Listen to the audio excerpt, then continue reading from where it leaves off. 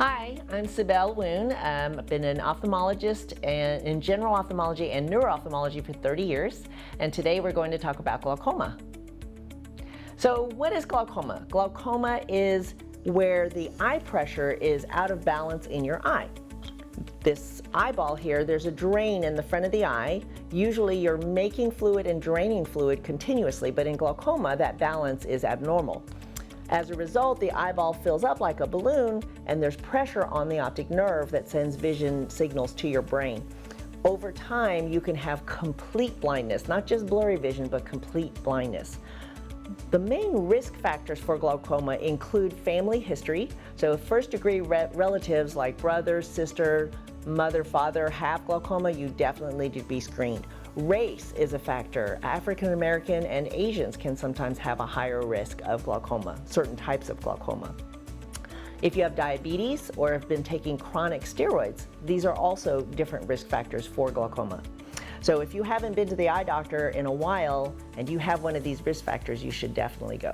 Signs and symptoms in glaucoma are tricky. This is again why I emphasize you have to go to the eye doctor.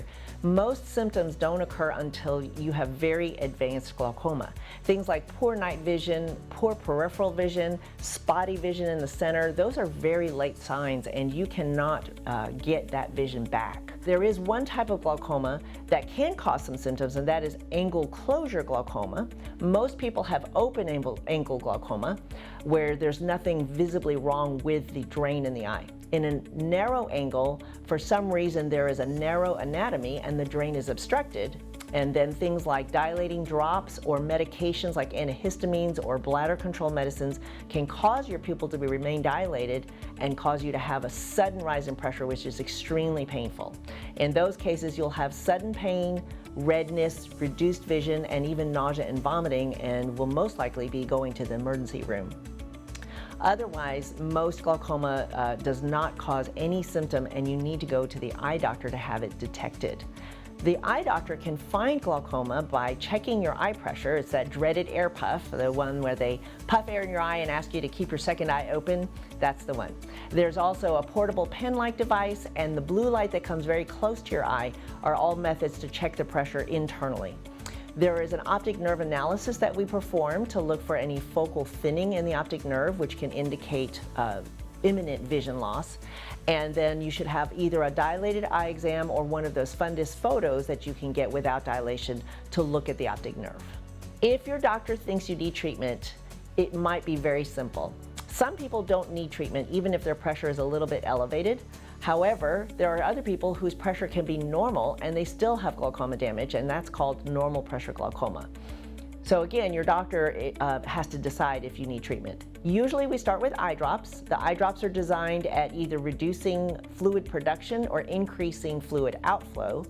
And there are several different classes so that we can combine them or find one that works better for you or is covered under your insurance.